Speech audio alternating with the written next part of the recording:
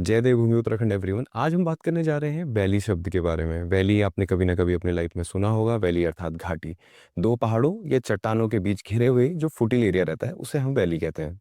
तो आइए शुरुआत करते हैं गढ़वाल रीजन की एपिक वैलीज का वर्चुअल दर्शन हरकी-दून वैली के साथ। हरकी-दून वैली उत्तरकाशी डिस्ट्रिक्ट के पुरोला ब्लॉक में स्थित है।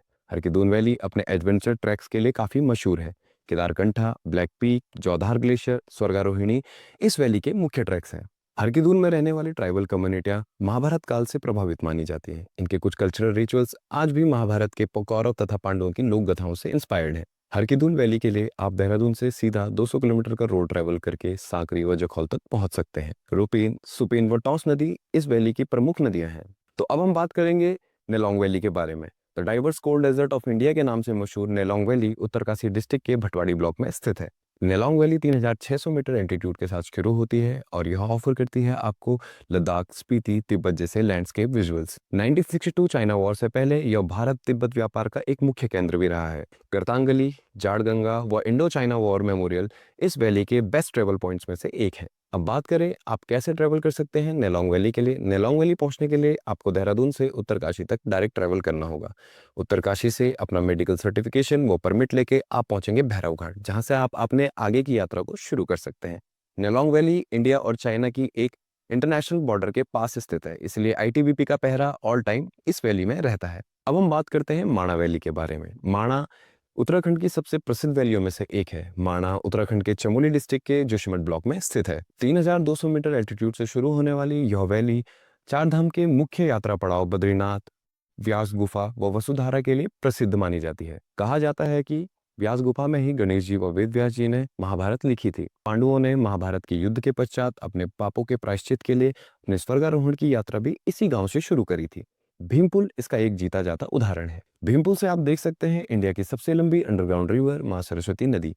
माना जाता है कि सरस्वती नदी यहाँ से अंडरग्राउंड ट्रेवल करके प्रयागराज संगम में गंगा तथा यमुना के साथ मिल जाती है।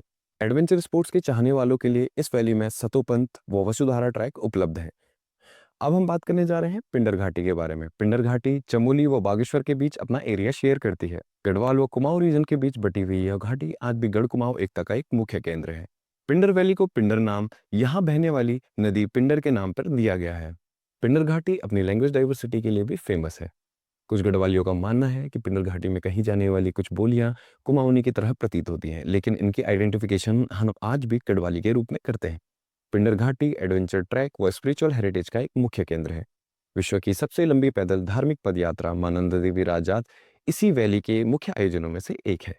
पिंडारी ग्लेशियर, रौंटी पास, रूपकुंड, आली बिदनी बुग्याल व ब्रह्मताल ट्रैक इस घाटी के मुख्य आकर्षण केंद्र भी हैं। अब हम बात करने जा रहे हैं फूलों की घाटी के बारे में। फूलों की घाटी चमोली डिस्ट्रिक्ट के जोशीमठ ब्लॉक में स्थित है। इस घाटी को साल 1988 में वर्ल्ड नेचुरल हेरिटेज से नवाजा गया।